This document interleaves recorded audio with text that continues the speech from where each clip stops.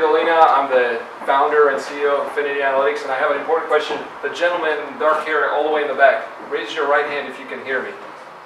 Oh, perfect, perfect, wonderful. So before we get really started, a couple opening notes. So if you look in front of you, you should see a white piece of paper with a small Swiss chocolate sitting right on top. If you don't have one, raise your hand. That means you already ate your chocolate. Okay, so here are some really complex instructions. You can unwrap the chocolate, insert in your mouth, enjoy that warm feeling. The reason for getting this is it's really, really important to me, and actually it should be really important to you to get some feedback. So the form that you have in front of you has some questions. I'd love it if you could fill that out after the presentation, during the presentation. And the reason I'm asking you to do this, we also have a couple prizes afterwards. So if you fill it out, we're going to pick 2 lucky winners who are going to get Kindle Paperwhites loaded with my favorite books in English, all for you. So not everyone can be a winner today, but 2 of you can be. I really appreciate it. This is going to help me get feedback on what I can do better, and also it's going to help your school to do a better job in the future. Not that they're not doing a fantastic job. Can I have your, if you eat the chocolate, I want your feedback. That's how it works. It's good with that, okay? All right, so what I want to talk to you about today is, obviously, this is a lot about my personal story. So at times, if I get emotional, teary-eyed, so you can rush over and give me a little handkerchief or something. But otherwise, I'll try to keep it light, and I hope that we will have a discussion. This is only going to be as good as you make it. Okay? I mean, I can go on for hours. You can ask some of my employees. I really can talk for hours. It doesn't get that exciting. But if you ask me questions, if you have questions, raise your hand, and I will try to answer your questions. So here's how I'm going to start this. So before I really start telling you about me, let's talk a little bit about you. I want to ask you this question. How do you today use technology to accomplish your goals? Okay, now think about that. I just saw your rooms. I saw the equipment, and it's fantastic. I mean, I have to say it's impressive. It's the first time I've seen this kind of language lab, and I'm very excited about it. So how many of you are actually studying to be translators? Can you just show me numbers of hands? Everybody? Is there anybody here who is not studying to be a translator, who is a student here? Yes? What are you studying? Political sciences. Political sciences, and I already finished my translation. All right, okay, perfect. All right, he's got a head start, that guy over there. All right, so what I want to challenge you is, you're here, you're with other young people, you have professors, but here's the challenge for you. I fundamentally believe that if a human being coupled with effective technology is going to be so much more powerful, 100 times more powerful than a human being alone. And that combination of human and technology should also be more powerful than technology alone, okay? I mean, we're a technology company. I can tell you, technology does not build itself, okay? If you see a company that says, hey, it all builds itself, go run the other direction, they're lying to you. What I'm asking you to think about is this, okay?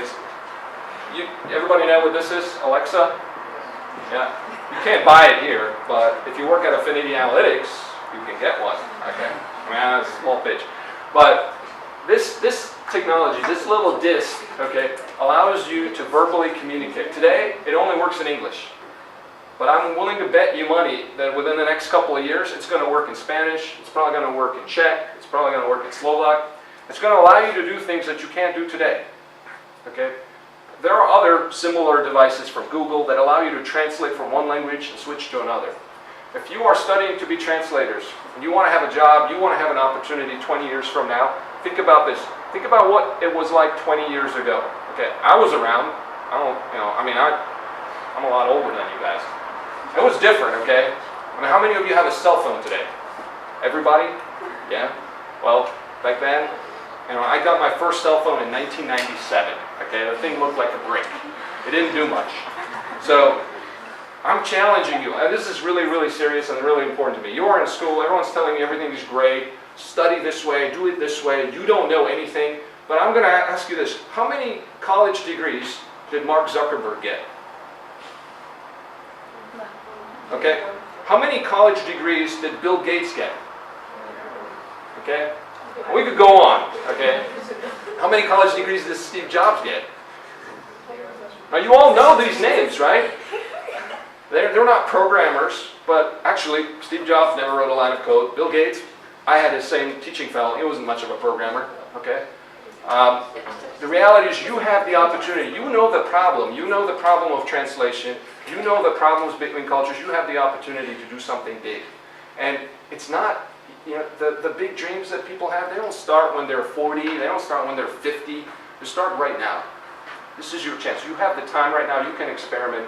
You can do things that I can't do. And people who have families, houses, mortgages, and cars, they can't do it. This is your chance. If you spend this time while you're in school, you know, drinking, partying, and whatnot, it's important. But this is your chance to really, really think about what is it you want to do. And I am encouraging you to think about what am I doing with technology that's going to allow me to be 10 times or 100 times better than I am today. You know, the little example, and it's kind of simple, is like, okay, here's a passage from a book that I love, okay? And you can read it or don't, okay? The reality is, if you point your Google Translate to this, right, it's not going to give you a perfect translation, but I can tell you that when I'm on an airplane and I've got a Chinese guy sitting next to me, and we both have Google Translate, we're actually able to have a conversation. Now, is it a great conversation? No. Is it limited? Yes. Does it allow me to have more interaction than I had 20 years ago? Absolutely. So I want you to feel a little bit uncomfortable. Okay, actually, I want you to feel very uncomfortable. If you're going to do what you're doing, yes, you can be translators and you can do great things tomorrow. But what are you going to do 20 years from now? And I know it seems a really long time from now, but you have a dream. I know everyone has a dream. And I'm going to tell you about my dream and what I did and how technology changed my life. But I am here, first and foremost, if you come out of this and say, hey, I feel a little bit uncomfortable, then I've done my job. If you come out of here saying the chocolate is good, okay, that's not bad. Okay, so seems like a long presentation, so we'll skip over some things. But I'm going to tell you about me. I'll tell you about how we apply the principles in our company, and then hopefully we'll have an opportunity to talk about what you can do. So, you know, a little bit about my dream. If you can all hear me, okay, the traffic's not always outside, not too disruptive. If it is, raise your hand. So I was born in Košice. Anybody born in Košice here? Any Košičania? No? Hey, very good representation. Very good. Very good. But a lot of you aren't from Košice. So I was born here. I grew up in Nad Jezerom. Everybody know that area? Very nice. Water skiers, anybody? If you are at Affinity Analytics, you would be. But basically, when I was 9 years old, okay, this is communist time. So I think this is before most of you, or perhaps all of you were born. But we're in our living room in our house. We had a radio, I don't know if you can tell that's a radio. We had a radio that looked kind of like this, okay? My dad loved listening to Radio Free Europe, okay? It was illegal to listen to a radio program, that radio program at that time. And he would listen to programs that did have science, different professors, and the only two universities that he knew about were Harvard and MIT. Anybody heard of those universities here? I don't know, maybe not. So he sat me and my brother down. We were like 9 and 10, and said to my brother, he said, "You're going to go to Harvard." And he said to me, "And you're going to go to MIT." Okay, and this was, keep in mind, this is 1986. This is, Iron Curtain. We did not have permission to leave. My parents were planning for 3 years to escape Czechoslovakia. We're getting denied, lots of problems. I didn't speak a lick of English, okay, at that time. My mother didn't speak any English. My dad spoke English, German, Czech, Slovak, Hungarian, Russian. But we had no opportunity to travel outside. We had basically the chance of about this much, okay, 0.0001 of actually making this dream. But this became my dream. From the time I was a little kid, this is what motivated me. I just had this, I knew this was meant to be for us. So what happened, right? My dad was wrong, by the way. I went to Harvard, and my brother went to MIT. Okay? But the reason I'm sharing this story with you is that dream big, right? I'm not telling you what you should dream, and I'm not telling you that was the best dream I could have had, but this motivated me, right? We lived in Košiciach. We eventually did escape. We spent 2 years in Vienna as refugees. It wasn't that, if you see pictures of refugees today, anybody seen pictures of migrants, refugees, I don't know, whatever term you like to call them, from Syria and other countries. Any of you seen that on the news?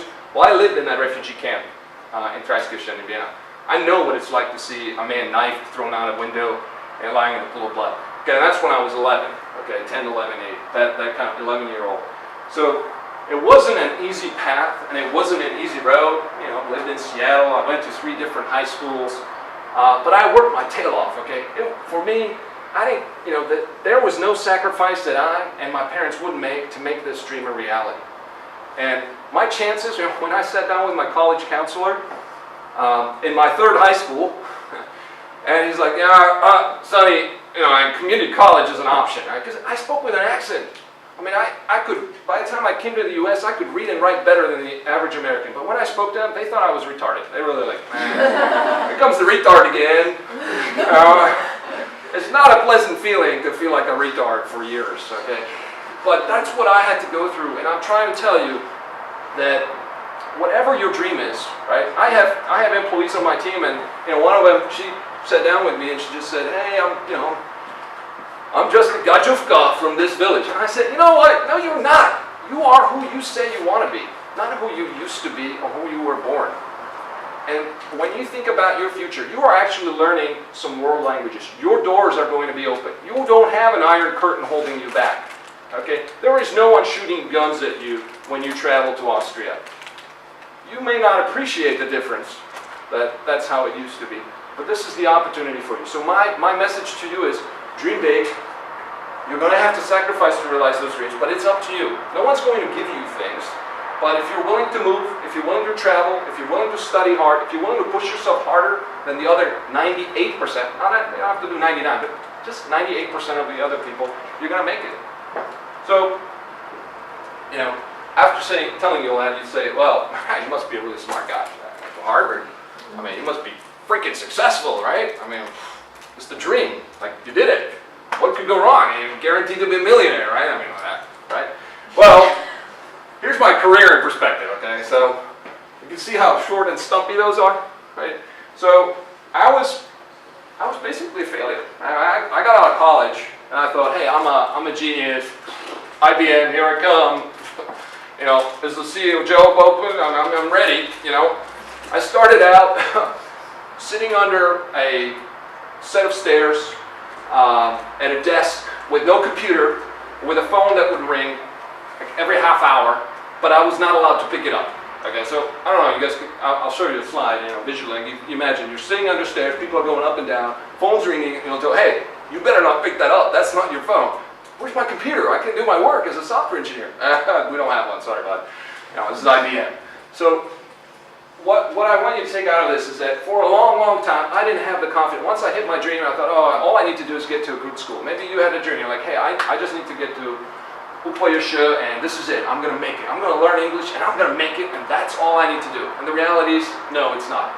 What you have to also learn to do is you have to learn how to fail.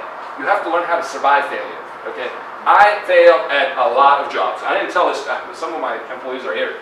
I don't think I shared the details of this with them, but basically at IBM, I was a semi-professional ping pong player. I had no computer, there was a ping pong table, there were 200 people on the floor, there's only one guy who could ever beat me. I mean, I played ping pong 8 hours a day, finally I got tired of it, I was like, forget this, I'm out of IBM, I never want to work here again. So I went to some other companies, and my dream changed. I said, okay, I want to do something meaningful, I want to build a company. This became my motivating factor. So I started going to startups. I mean, I left the company, started a company, my first startup, and I got a customer literally within a month. And then I got 0 customers for the next 10 months. So failed, closed that up. Went to another company, we had an IPO in 3 months. I joined as a software engineer, and 3 months later, there were 1,300 people. My stock options were worth like $200,000. I was like, man, this is easy. This is how I want to do this.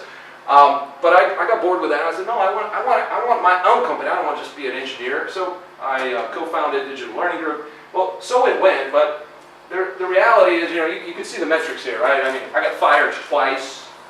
I collected unemployment before starting this company. Okay, Harvard graduate, unemployment. Harvard grad, fired twice. I failed a lot. Okay, I mean, I'm no stranger to getting my teeth kicked in. And what I want to tell you is that because in school, I never learned to fail. Okay, when I was in high school, there was no option to get a B There was no option to not succeed. I was like, okay, I have to win. I have to win. And I want you to have that mindset. But the reality is life is not always going to let you do that. And if you are not failing, that means you're not pushing yourself hard enough to learn the things that are actually important.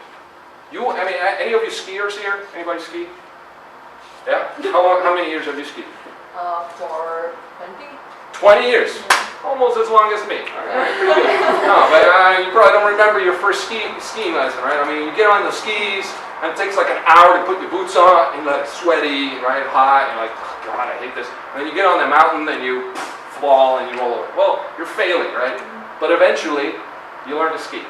And what I'm trying to tell you is, from all this, eventually I realized, okay, this isn't, all these failures, I mean, it was depressing, okay? Let me not lie to you, okay? This was painful. I'm here to help you. Don't do it quite like this. I mean, do it whichever way you want, but realize that on the path to success, you are going to fail, and you have to learn how to get up from that failure. It's not that I have one shot. Like if you stop trying to ski after the first time you fell and said, I am never going to be a good skier. And if after this presentation, I get your feedback like, man, that was boring. And I go, man, I'm never going to be a good presenter. I better quit now. I'm not going to quit. So sorry, you won't get that. But if you're failing, if you get a bad grade, if you don't get hired, if you don't get the date with the girl of your dream or the guy of your dreams, that doesn't mean you're failing, you're learning, right? That's a feedback loop. Recognize it, celebrate it. So, why I started Affinity Analytics, I mean, the reality was I was sick and tired of getting hired, getting fired. I wanted my own thing, but the other thing was I really loved coming to Košiciach. So, every time I had a chance to come here, I had a great time. I love it, right? I was born here. This is my hometown. I'm not really, I've lived most of my life elsewhere, but I loved it. So I wanted to create a company that would be a great company. Not a big company necessarily, but a great company.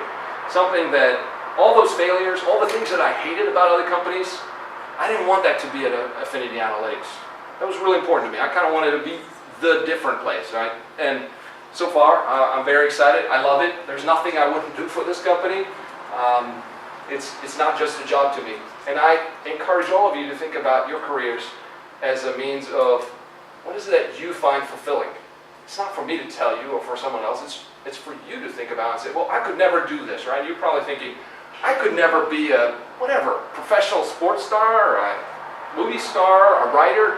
And I'm telling you that if you are willing to put in the time, the effort, and wait, and work hard for your luck to find that luck, you can do it. And in fact, if you don't do it, you're going to be disappointed. You're going to say, I didn't try. And you're going to be 40 years old and you say, geez, I wish I tried doing that. Gee, I wish. Don't do that. Okay. So, any questions so far? Nobody has questions? Life story. Everybody want to be a refugee? Woo, yeah. No, you don't. So be nice to those people. Okay, I'm going to share a few of the lessons from the company, the things that we try to implant in the business. So number one, I think you already got, I don't want us to be like IBM. So if you want to work at IBM, that's great. IBM needs lots of people. I mean, they've had like 24 consecutive quarters of negative growth. You know what negative growth means? You're going downhill. They need all the help they can get. But that's not us. That's not Affinity Analytics. Being big doesn't necessarily make you strong, okay? You can be small and strong, and that's what it is for me. Is that if the people that come to the company, it's important for me that they have the tools to do their job, that they're not stuck playing ping pong. It's important to me that we look at their potential and say, oh my gosh, you're a student. That's great.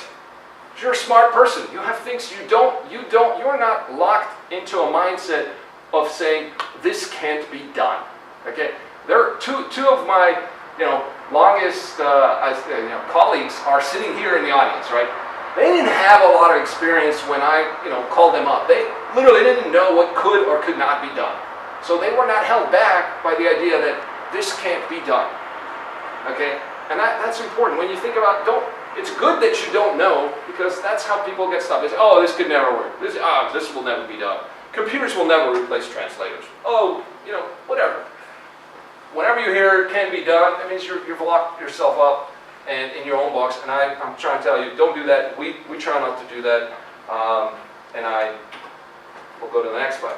So the other lesson is, so here's something that I learned, and from reading, but also from life, right? So when you think about your success, right? When you, hey, I'm going to go step by step, right? I mean, you think, hey, I'm going to, do this. I'm going to learn English. I'm going to go to college. I'm going to probably go study abroad. I'm going to go for a semester Erasmus or something like that.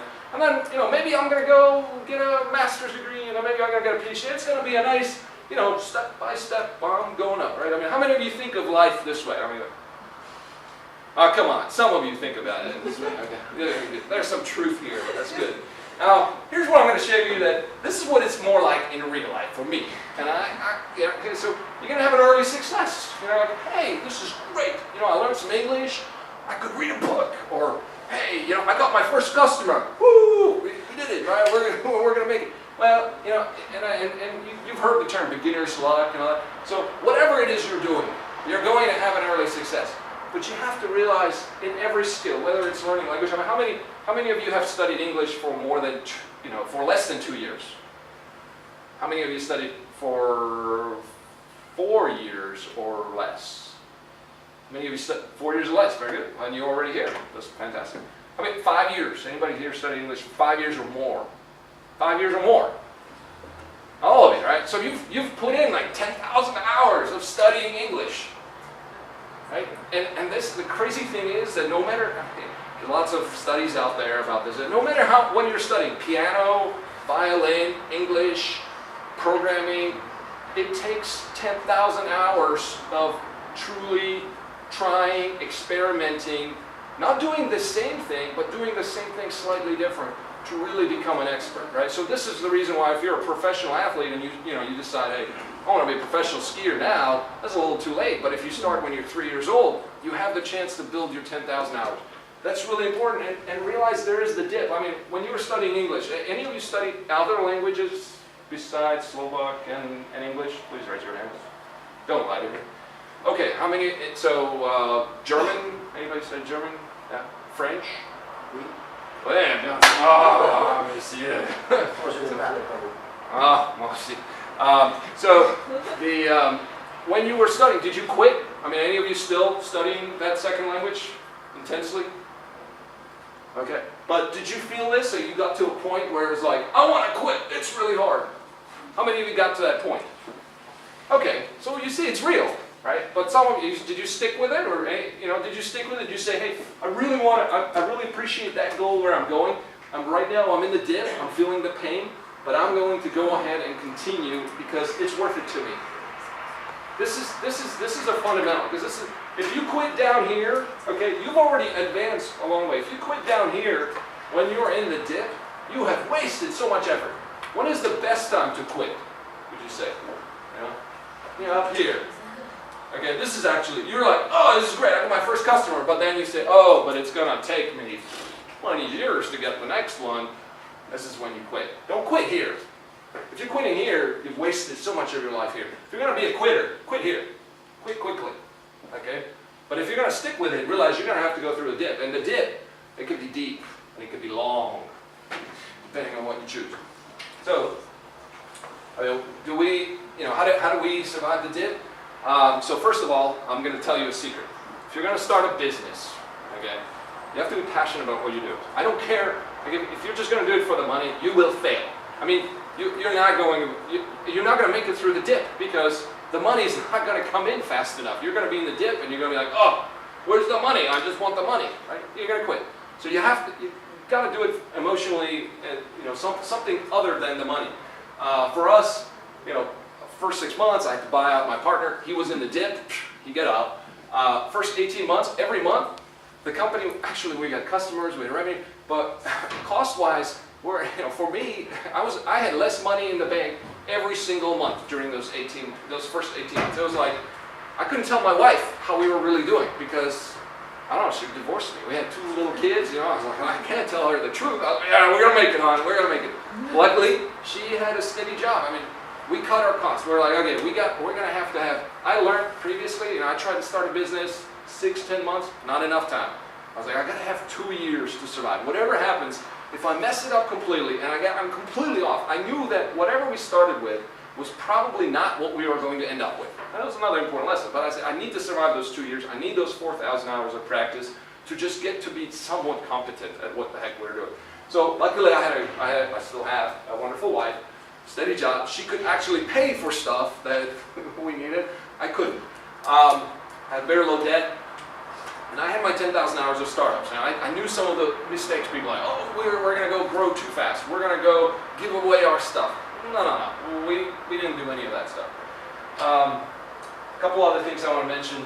Okay, anybody here ever heard of Zipf's law? Any statisticians? Zipf's law? This is my favorite law in life. Okay, if you ever notice, you probably can't read it from the back, but basically, here, you probably heard of Jack Welch, and he says, "Be number one or number two, or get out of the market." That sounds very macho, but here's the crazy reality. You all know there are laws of physics, right, and math. Well, here's a law that actually works in real life. If you get to be known to be the number one or the number two for anything, people will seek you out. Now, being number one is absolutely the best. So what we have here is a chart of Facebook likes. All of you use Facebook, all see likes. And these are basketball teams. So you see the Lakers, okay? They got like 1.6, so I don't lie with the numbers, but I think it's 16 million likes. Okay, everybody heard of the Lakers? Yeah? Any basketball fans here? Yeah? Okay, now, how many of you can tell me what city the Bobcats play in? Very good, very good. That's North Carolina, that's where I live, okay? So, but you can see the Bobcats. Now, how many of you would say the Bobcats are a great team? They're like the worst. This is a disaster, okay? So, the reality is, it's not evenly distributed, okay? The benefits in life, in business, and whatever it is, are not equally distributed, okay? It's not like, hey, I'm going to be average, and I'm going to do, just a little bit less than the guy who's really good. It's never like that. It's never like that.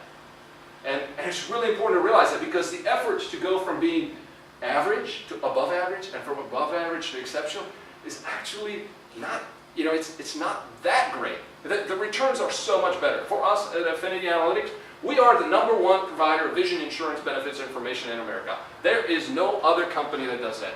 Period. Companies seek us out. Okay, they call me up. Hey, can I come work with you? I'm like, well, how much money you got? Oh, it's tough. We're busy. All right. So, but this is really important. If you're studying, whatever you're doing, right? There are, almost 70 of you here. Okay. If you are all the same, if you're like, hey, I want to get a job, but I'm not going to stick out. I'm just going to be average. You all can't be exceptional in the same thing, right? I mean, there can only be number one and number two in a certain thing. I mean, it's just by top two players can only be two. So it's for you to think about what is the relative thing that you are going to be the number one, number two. Okay, so for me, for example, when I come here and I speak English like an American, hey, that's pretty exceptional. When I do that in the U.S., that's pretty average. So the important part of this is the thing is up to you to define, right? It's not that you're going to be the number one speaker of English in Košiciach. Okay, if you are, that's your thing, great. But it could be a mix of that. I'm going to be the number one political science reporter for all of Slovakia in English. Then people are going to seek you out. Like your niche, you figure out the niche where you have the relative strength to be the number one or number two, and go for that. Go through the dip, build up. Because if you don't do it, the Bobcats are hiring, okay? You don't want to be the Bobcats, okay? All right. I told you about the vision insurance. All right, so the other lesson, you've heard the saying, Rome wasn't built in a day and all this, but here's another part of the saying. If you think about it, you look around you, how many of you, do you work in group projects? Anybody, group projects or individual projects? Group projects, raise your hand if you. No? Okay. So this was a real big problem for me. Okay, I as a person, I was very much an individual. Hey, I'm a smart guy. I went to Harvard. I could do everything. Well, the reality is I have huge blind spots, huge gaps. I don't know everything, and actually, it's really a hubristic approach to life. I know it all. It's still a weakness of mine, but at least now I know I have this problem. Nothing of substance is built by a single individual. Okay, any of you heard of Bill Gates? Yes, Bill Gates? Okay. Any of you heard of Paul Allen? Yes? Well, Paul Allen was the second guy at Microsoft. Okay, he's also happens to be a multi-billionaire. He also happens to own the Sonics. Anyway, what I'm trying to tell you, Bill Gates didn't build Microsoft by himself, okay?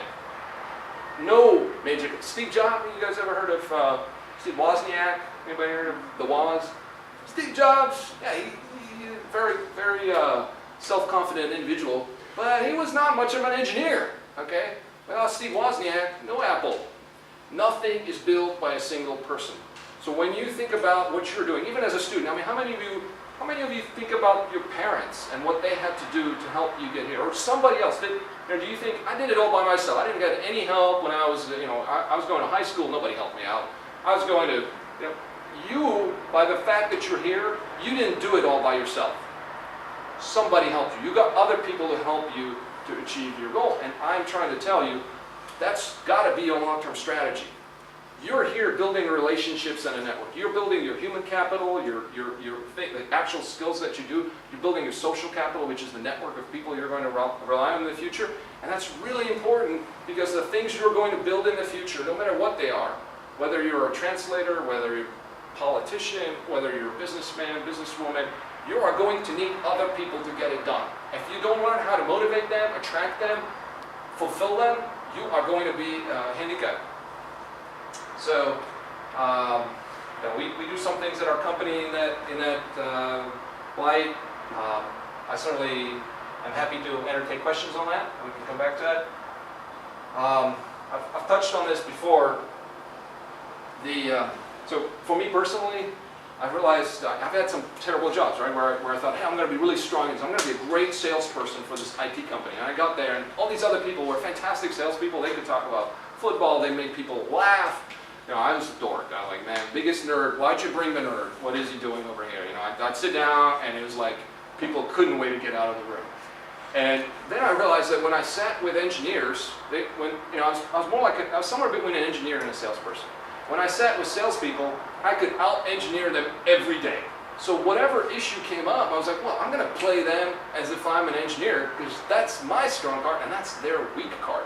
Whenever I sat with engineers and they're like, man, we got to go do this, and they're kind of not thinking about other people, I was like, okay, I'm never going to out-engineer those guys, but I can sure as heck outsell them. I can make better jokes. I can get these people laughing and entertained. So I was not the strongest engineer, I was not the strongest salesperson, but I figured out in the interactions that I had, how do I go play to my strong card so I win in that interaction? And that's what I want to encourage you to think about, right? You already do this. When you go to a meeting, when you think about how am I going to get that person to like me, because when people like you, they're more likely to do things for you. And all I'm trying to tell you is you have strengths in you. None of your strengths are absolute. Absolute would mean you are the best person in the world doing something like it. None of you probably have that, but you have some relative strengths that are going to allow you, if you use them right, in the right way, in the right situation, allow you to advance. And you have to play to it. Don't play to your weaknesses. And one of the biggest things that I tell my team, we do a strengths finder, and we figure out, okay, who's really good at getting people interested in other things? Who's really organized, step by step? And we try to shift the role. So we say, okay, go do the thing that you're strong at. Don't do the things that you're weak at, because you're never going. If you're weak at French, okay, and maybe you get to be just, you study really hard at French, and you're going to get to be average at French. Well, I already showed you the Zipf's law. Being average, it doesn't pay, okay. But you might be fantastic in English, and you're like, you're a rock star. You could write music lyrics, you can write poetry. Well, play to your strong card. Don't get hung up on the fact that, hey, I'm not perfect. I have this weakness. Forget it. You're going to have that weakness. It's much better for you to invest in your strength, something that's you're naturally good at, and become excellent at it, leverage the Zipf's law, than trying to become average at something you stink at. Okay? Questions on that topic? This is really, yes, go ahead. How do we decide which things are the strongest and what to focus on? That is the million-dollar question. Well, look around you, right? So part of this is the environment where you are, right? You have some things that you are passionate about, right? I wanted to start a company. I didn't care how and what I needed to do about it. There are probably things I'm sure there are things you're passionate about. You don't have to tell. I don't want you to tell. It's private stuff. But the thing is, the thing that you are passionate about is going to be the thing that you're going to get stronger at, because you are going to be willing to go through that dip and build up your skill. right? It's if you sit around. I mean, I'll put it to you this way: if I sit around a room of guys who are 2 meters tall, I'm the shortest guy. I'm probably not going to be on their basketball team. But when I went to Vietnam, again, everybody's like 1.5 meters, and I mean, I walk down the street, people are riding their mopeds, and I'm still a head taller. I mean, they're on their mopeds, and everybody wanted me on their basketball team, right? I mean, you got to find the situation. Some of it is you got to lift your rear end, and you got to move to the place, the position, the company, the country where you have that strength. I mean, the thing is, when you say to me, people, I have this actually sometimes with it. Well, in this area, in this region, in this city, we just don't have this opportunity where I can leverage my strength. I'm like, well, lucky for you, you have a European Union passport. There is a lot of the world that you have this opportunity to leverage your strength. You don't have an iron curtain holding you back. Yes, young lady. What to do when you don't know where to start? Let's say you have a dream.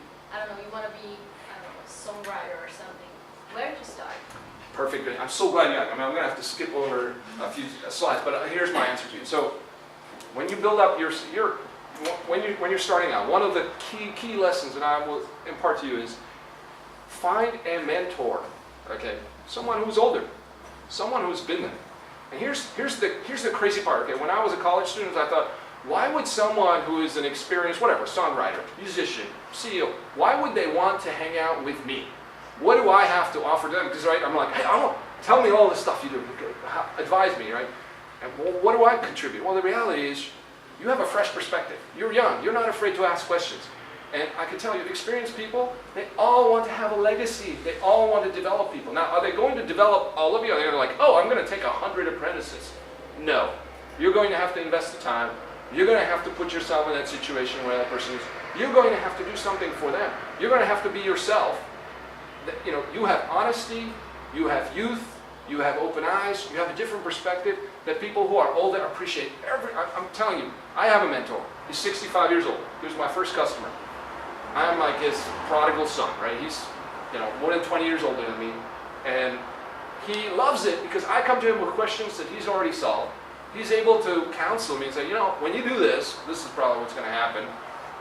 But you should feel that out on your own. Make your own mistakes. And so, I think number one thing that I didn't do when I was a college student is I didn't have a mentor. I didn't know where to go. I didn't know the path. But the reality is there is a path. In fact, there's there is a step-by-step path. It has a dip, okay? You're going to have a hard time. And no matter what you choose, if you choose excellence, you are going to go through a dip. And it could be a 20-year dip. It could be a 2-year dip. It's going to be deep and it's going to be painful. But if you invest the time in finding a mentor, a human, not a computer, not just a book, but you could start with the books. There's a tremendous amount that you can learn from reading. But you have to invest the time and say, hey, I want to learn from so-and-so, but I got to put myself in that situation. Now maybe I have to fly to LA and I have to be in LA. Okay, well there you go. But you got to find a mentor from whom you can learn. I would advise you to invest time in that because I'm going to tell you, I believe 90% of you probably have not done that yet. You have a parent, but the parent may not know how to become a music rock star. Maybe they're not, Does that help? Yeah, thank you. Anybody else? Because that was a great question. Okay, I'm going to wrap this up. So what I'm going to tell you is, we talked about the relative strengths. I'm just going to touch on this, is that whenever you find, like you were saying, what if I don't know my passion? What if I just like something and it comes to me naturally? So there are two things we do at our company. We take a strengths finder test, which is more like a personality test. Like, okay, you can't be naturally attracted to everything.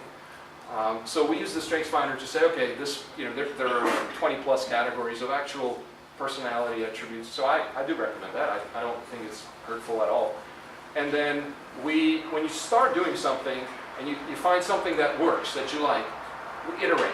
And we do it as a company, but I'm telling you, do it as a person. Right? So for me, I love to travel.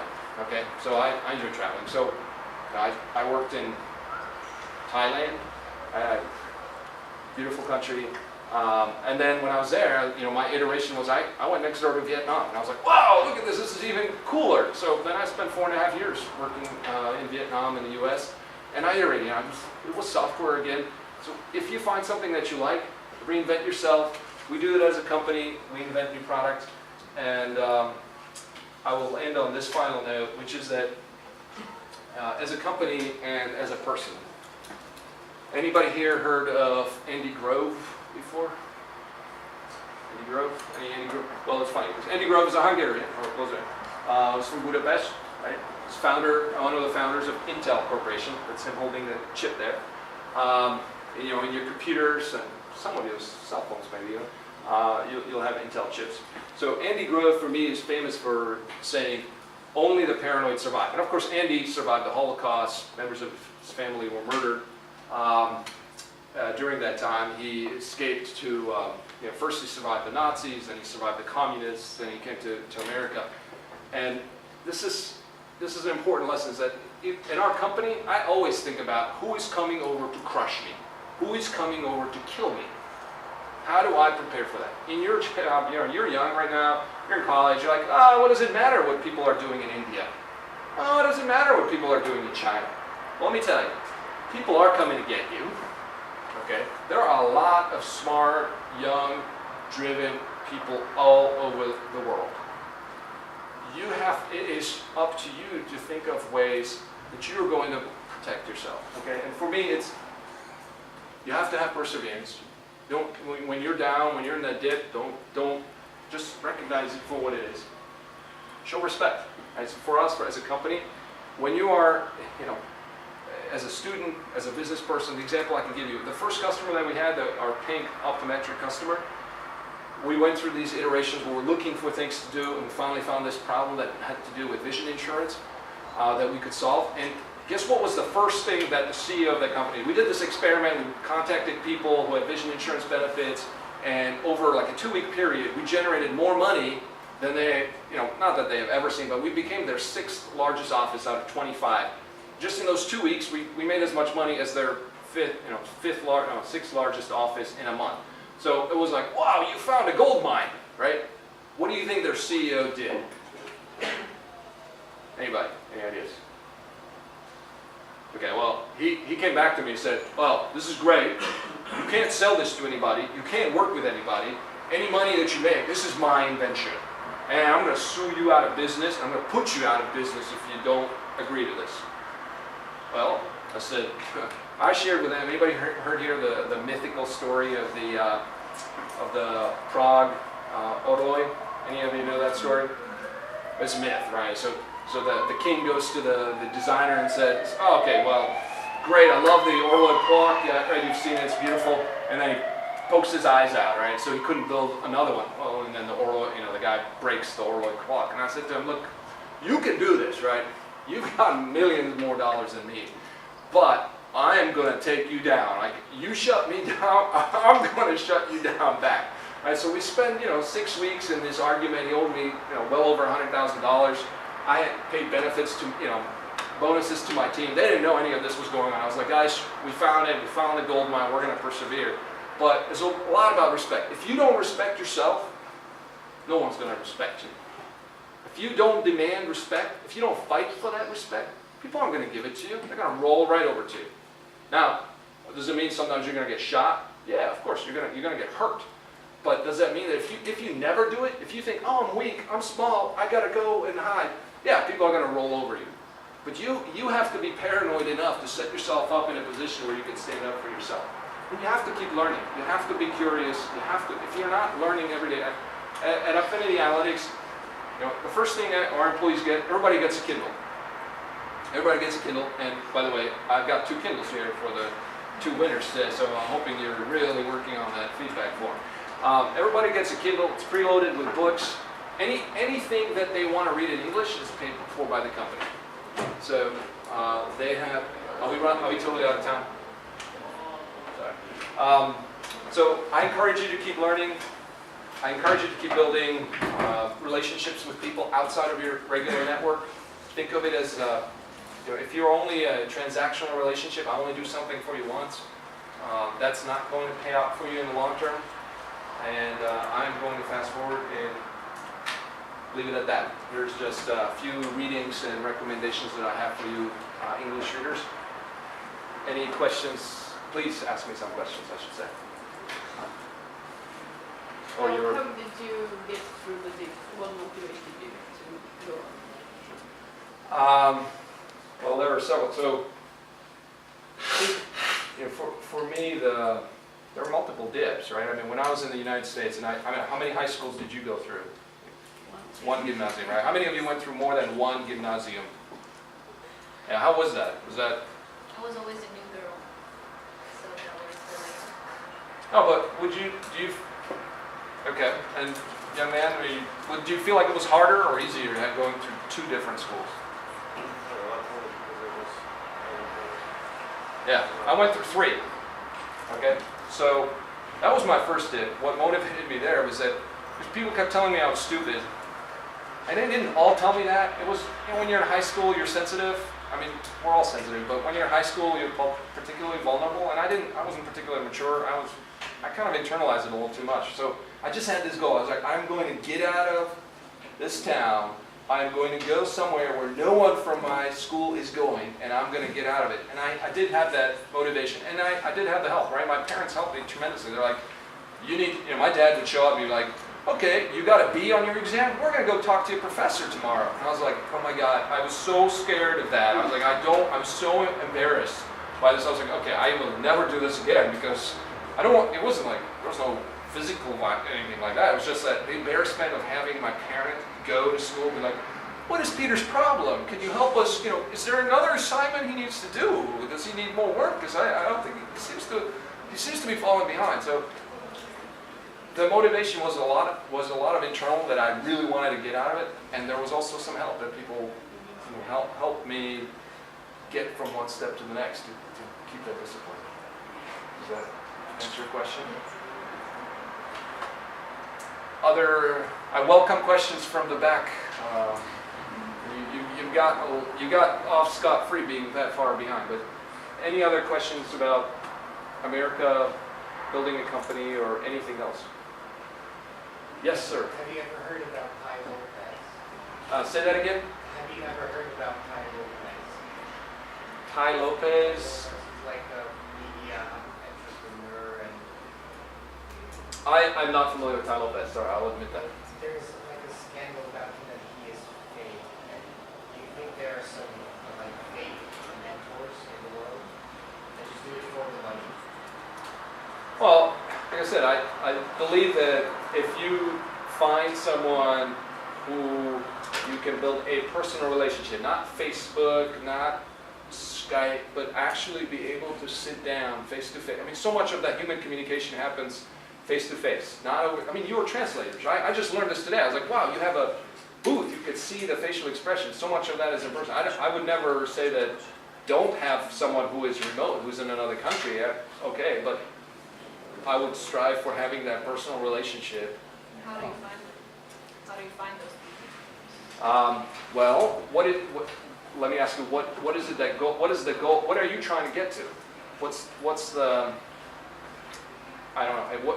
What do you want to accomplish? I guess. Sorry, could you raise your hand because I didn't see who asked. Were you the one asking? Sorry. So, how do you find them? What do you want to accomplish? So I'll ask you that. A lot of things, but That's very let's specific. Let's just say like building a clothing company, for example. So, I mean, for me, it's like so for example, my second customer, incidentally, was a friend of mine who was my intern. So he was, I met him when he was 20 or 21, and he became my customer. He became like a student intern first, and then he became my customer when he had a boutique of 20 stores. He built his own fashion line. He built his own stores when he was 24. So now the reality is he started out, his parents had a fashion boutique store, and he started there when he was 3 years old. So he had his 10,000 hours of practice. But I would turn it back to you and say, well, surely there are companies, whether small or large, there are fashion designers, there are retail stores. They may not be in Košiciach, I recognize that, but it's on you to move to where the opportunity is. The opportunity may not come to you and fall in your lap, right? But if you say, hey, I really want to learn how to do this, you either go to school for it or you seek people out, right? And You have to do that effort of saying, I want to be like that guy or girl. Or, sorry. Is that fair? Any other? I noticed the two young ladies in the back. Do you have a question or comment you share with us, or? Yes. Yeah. I just saw you talking, so I'm curious. No. Okay. If you have questions you want to ask in a small environment, I'll stick around, but I want to say thank you. And I hope we can collect your survey feedback forms if you could hang on for a moment so we can pick 2 lucky winners, because we've got our Kindles here to give away to you. Okay, I would like to thank you very much. And I think it is